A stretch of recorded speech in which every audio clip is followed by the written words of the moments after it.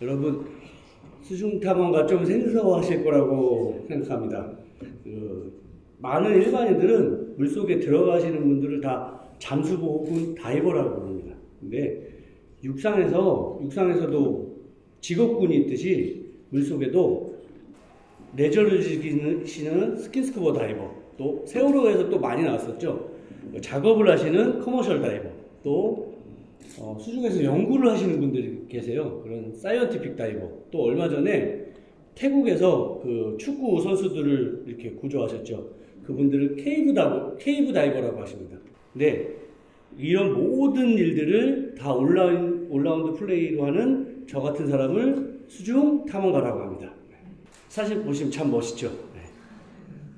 여기보다 더 깊은 곳으로 내려가게 되면 그때는 암흑을 만나게 됩니다. 오늘 저는 제가 활동하고 있는 수중에서 만나는 암흑의 경험을 말씀드리고자 합니다. 아마 많은 분들은 완전히 암흑을 경험해 보시기는 쉽지 않았을 거라고 생각합니다. 오늘 저는 수중 탐험에 대한 얘기와 함께 제가 암흑에서 느낀 그런 느낌들을 공유해 보고자 이 자리에 섰습니다. 보통 여러분들이 알고 계신 스킨스쿠버라고 하는 것들은 안전을 위해서 하지 말라는 게 굉장히 많습니다. 깊이 들어가지 마라, 오래 머물지 마라, 위가 막힌 환경, 동굴이나 난파선 이런 데 가지 마라, 하지 말라는 것이 참 많아요. 그런데 이 하지 말라는 것들을 할 수 있게 만들어준 게 이 테크니컬 다이빙이라는 시스템입니다. 깊이 내려갈 수 있게 만들어줬고, 방법과 그다음에 오래 머물 수 있는 방법, 또 동굴이나 난파선에 들어갈 수 있는 방법들을 알려줬던 게 테크니컬 다이빙 시스템입니다. 이 앞에 보시는 장비들이 이 테크니컬 장비의 일부입니다. 기존의 스킨스쿠버보다는 장비들이 굉장히 벌크합니다. 한국의 초창기 때 저희가 테크니컬 다이빙, 이 다이빙 시스템을 배우고 나서 뭔가 뜻깊은 걸 하고 싶어가지고 계획을 세우고 실행을 한 게 150m를, 수심 150m를 도전하는 거였습니다. 그때 당시에 세계적으로 유명하신 존 베넷이라는 수중 탐험가가 있는데 308m를 세계 신기록을 갱신을 하셨어요. 근데 안타깝게도 우리나라 서해 바다에서 그 난파선 조사를 하시다가 실종이 되신 상태입니다. 저의 스승이시도 하시고요. 또 물론 150m는 세계 신기록에 비하면 절반도 안 되는 수심이지만 그때 당시에는 저희한테는 초창기에 저희가 배운 저희의 기술로서는 굉장히 엄청난 도전이었습니다. 지금 생각해보면 약간 무모한 면도 없지 않아 있었습니다.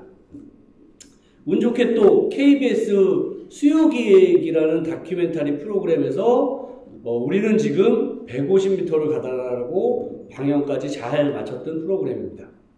이때 이제 카메라 감독님께서 수중에 못 들어가서 제가 첫 번째 맡았던 임무가 수중 촬영이었는데 제가 조명 HRD 35W짜리 지금 자동차 헤드라이트로 쓰는 조명들이죠. 굉장히 밝죠, 여러분. 네. 그런데 그 밝은 조명을 가지고 내려감에도 불구하고 제가 150m에서 느낌은 그냥 흙과 백이었습니다. 극단적으로 빛이 있는 곳과 어두운 곳이 확연하게 딱 구별이 돼서 사실은 기쁨도 있었지만 굉장히 두려움도 앞섰던 그런 것입니다. 이때만 해도 제가 흙에 대한 편안함을 잘 느끼지 못했던 것 같습니다. 이게 두려움이 더 많았던 것 같습니다. 그 후로 저희가 이제 150m를 갱신하고 들어와서 새로운 분야에 도전하게 되는데 그게 이제 지금 150m보다 더한 암흑에 도전하게 됩니다. 그게 바로 앞전에서도 말씀드린 그 사이언티픽 다이빙, 연구를 위해서 다이빙을 시작하게 됩니다. 사이언티픽 다이빙은 말 그대로 학술적 목적으로, 연구를 목적으로 하는 그런 다이빙입니다. 우리 바다는 아직 여전히 미개척 지역입니다. 그 중에서도 수심 60m에서 200m까지의 사이를 저희는 사이언티픽 다이버들은 투알라이트 존이라고 부릅니다. 투알라이트 존은 사전적 의미로는 약광층, 중간지대라는 의미가 있는데 저희가 도전했던 수심 150m도 투알라이트 존에 속하기도 합니다. 트와일라이트 존이라고 부르는 이유는 수심 60m까지는 스킨스쿠버라고 하는 아주 간단한 장비를 가지고 연구들이 많이 하고 있고 아직도 진행하고 있습니다. 또 수심 200m를 넘어가면 비싼 비용을 지불하고 잠수함을 타고 많이 연구를 합니다. 그런데 수심 60m에서 200m 사이는 스쿠버로 하기에는 너무 깊고 잠수함을 타기에는 너무 얕은 수심인 거죠. 잠수함을 타기에는 뭐 경제적으로 이게 되지가 않는 겁니다. 그래서 진짜 심해보다 10km 밑에 있는 심해보다 더 연구된 게 없는 게 트와일라이트 존입니다. 수심 60m에서 200m가요. 그러나 최근 저희가 앞서 설명해드린 테크니컬 다이빙이라는 기술을 통해서 연구들을 많이 하기 시작했습니다.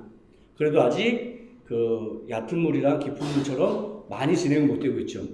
그 예로 하와이의 리처드 파일이라는 박사가 있는데 그분은 어류학자세요. 그래서 태평양을 돌면서 고기들을 채집을 하는데 이 채집을 해오는 거에 60%는 아직도 미기록종이라고 합니다. 저희도 트와일라이트 존에 진행했던 프로젝트 중에 제가 기억에 남는 건 중국이랑 저희 나라 사이에 동중국해라고 거기도 트와일라이트 존입니다. 최대 수심이 120m니까요. 그 동중국은 가면 열대바다처럼 이렇게 굉장히 맑아요. 굉장히 맑은데 30m 이하로 들어가게 되게 되면 완전 암흑으로 변합니다. 물론 성능 좋은 라이트를 가져가죠. HID 저희 35W라든가 그런 걸 가져가는데 이 앞에 보시는 사진처럼 그냥 커피물입니다. 라이트가 있어도 운이 좋아야 한 뺨 정도? 진짜 운이 아주 로또 맞은 날은 30cm 정도 보입니다. 근데 희한한 건 이런 암흑과 이런 커피물, 약간의 빛만 있어도 굉장히 이렇게 위안이 된다는 거죠. 아주 작은 빛인데도 굉장히 큰 위안이 되는 게 불빛인 것 같습니다. 다음은 제가 이제 더 극한, 이런 것보다 극한의 이야기를 하고 싶은 건 수중동굴에 관한 이야기입니다. 사이언티픽 다이빙과도 좀 어차피 동굴을 연구하기 위해서 들어가는 것이기 때문에 연관이 있지만 조금 다른 수중동굴 탐사에 대해서 이야기해 보겠습니다. 2003년도 멕시코 칸쿤이라는 데로 날아가서 저희가 그 수중동굴 전문가 이렇게 교육을 받게 됩니다. 그 칸쿤이라는 곳은 육상동굴이 생성 후에 해수면이 높아지면서 수중이 차 있어서 굉장히 볼거리가 많고 연구될 가치들이 많아서 전 세계의 케이브 다이버들이 제일 많이 몰리는 곳입니다. 환상 그 자체의 곳이죠. 그 후에 이제 한국에 들어와서 저희는 한국 동굴연구소라는 곳이랑 인연을 맺게 되는데 수중 동굴을 탐사하는 저희로서는 굉장히 행운이었습니다. 그 이유는 우리나라 동굴들은 거의 100%가 다 매장문화재입니다. 그래서 관의 허가를 받지 않으면 탐사할 수 있는 기회가 아예 없습니다. 근데 동굴연구소를 통해서 저희는 허가를 받고 연구 목적으로 동굴을 들어갈 수 있는 아주 행운이었습니다.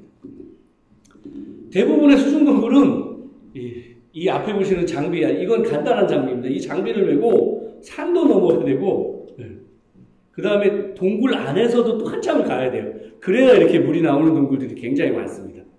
한 번은 저희가 기억나는 것 중에는 5시간을 이 장비를 메고 갔습니다. 5시간을 산도 넘고 이렇게 5시간을 메고 가서 한 15분 정도 이렇게 수중 탐사를 한 것 같아요. 그리고 다시 5시간을 기어 나왔습니다. 근데 지금 그 삼척에 가면 한성동굴이라고 굉장히 유명해요. 그 밑에 물골굴이라고 지금은 모노레일 타고 쭉 올라가면 5분 걸립니다. 되게 허탈하죠. 5시간 걸렸는데요. 그 다음에 이제 마지막으로 저희가 마지막이 아니죠. 네, 죄송합니다. 여기 제주도에 지금 세계 자연유산이 됐습니다. 어마어마하게 좋은 동굴이라 거기가 저희가 탐사할 때 그 촬영한 영상을 잠깐 시청하도록 하겠습니다.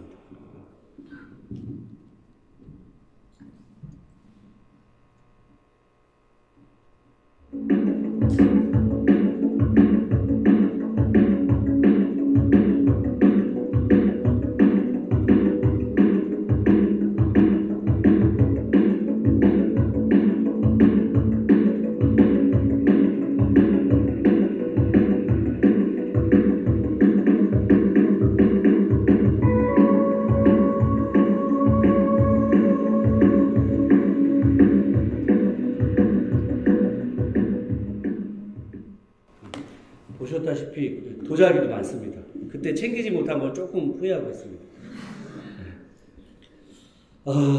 이런 수중 동굴, 또 혹은 뭐 동굴, 완전한 암흑의 환경입니다.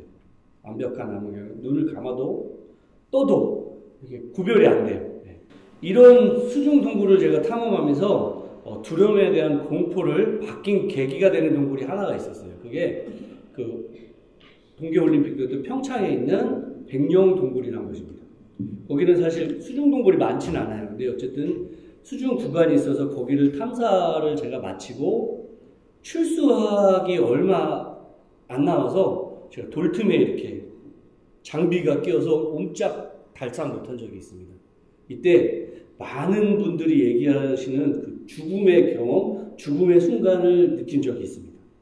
필름처럼 순간 제 인생들이 막 제가 이렇게 했던 것들이 아주 짧은 시간이지만 전부 기억난 것 같아요.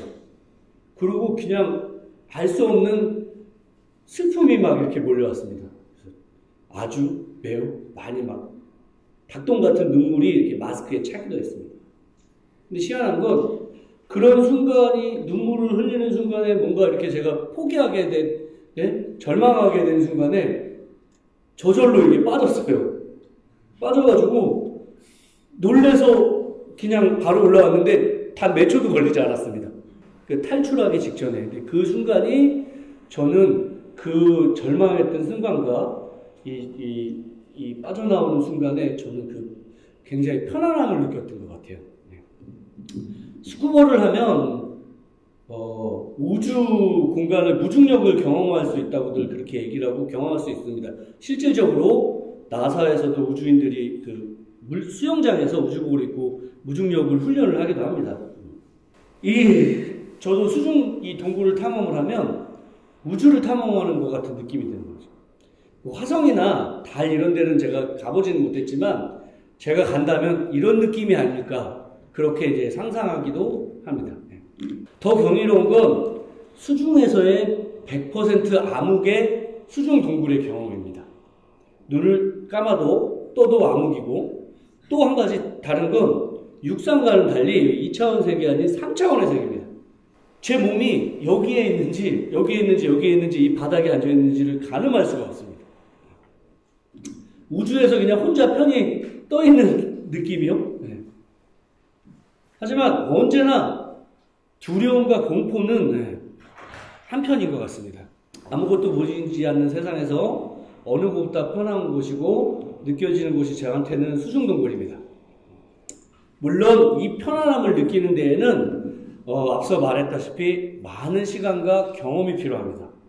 여러 번의 탐사 경험이 누적되고 이런 편안함들이 있을 수 있었던 건데 특히 제가 곰곰이 진짜 편안한 거 왜 느꼈나를 곰곰이 생각을 해봤어요. 그랬더니 제일 중요한 이 한 가지였어요. 제가 아까부터 이거 들고 계신 거 보이시죠? 네. 요 한 가닥의 실 덕분이었습니다. 좀 의아스러우시죠? 수중 동굴을 탐사를 할 때는 성능 좋은 랜턴을 들고 가지만 그런 랜턴들은 랜턴의 성능 하에서만 제가 인지를 할 수 있습니다. 근데 그 한 뼘 밖으로 지나가면 제가 볼 수 없는 암흑의 세계입니다. 그게 이 확연한 흑가백이 더 공포를 주는지도.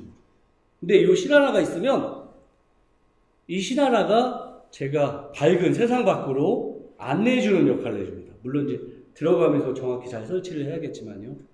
이 실 하나만 있으면 랜턴이 없어도 이 세상 밖으로 나올 수 있다는 그 편안함. 어둠이 편안한지 이 실 하나가 편안한지. 오늘 제가 깊은 물 속에서 느낀 편안함을 짧게나마 여러분들께 공유하려고 노력해봤습니다. 혹시 여러분들은 흙을 느끼신 적이 있으신나 궁금하고요. 제가 물속에서 깊은 물속에서 완전한 암흑의 편안함을 좀 말씀을 드려보고자 했는데 잘 이야기가 전달이 됐고 공감이 가셨는지 하셨으면 하는 바람입니다. 감사합니다.